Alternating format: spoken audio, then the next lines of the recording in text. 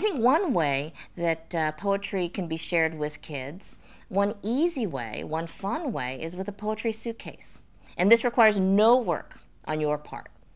You tell your students, or the classroom decides that they're going to build a poetry suitcase, okay?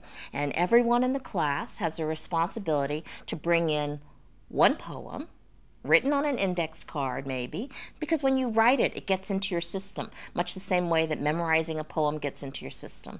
So maybe everyone in the classroom has the responsibility to bring in one poem written on an index card.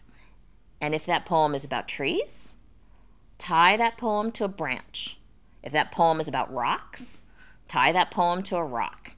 If that poem is about dogs, maybe you'll tie that poem to a biscuit, to a dog bone. Okay? And then, at the end of the week, or however long you decide to take to do this, everyone will bring a poem and something tied to it and put it in a suitcase. You'll have a poetry suitcase. And then, 5 minutes a day.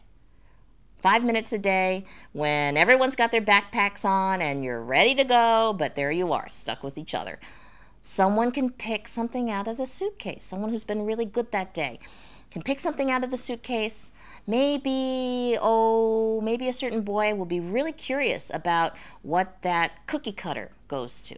And we'll pick the cookie cutter out of the suitcase and, it'll be tied to a poem. Maybe it'll be tied to my poem, Grandmother's Almond Cookies, in a suitcase of seaweed.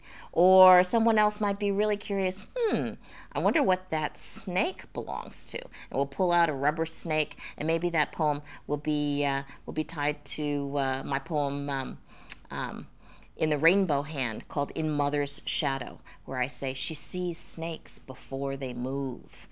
You never know. It'll be a mystery. What does this thing go to? And that's an easy way to share poems. You could do it for 5 minutes a day. You could do it for 1 minute a day. And the bell will ring and everyone will leave happy with poems bouncing around in their minds.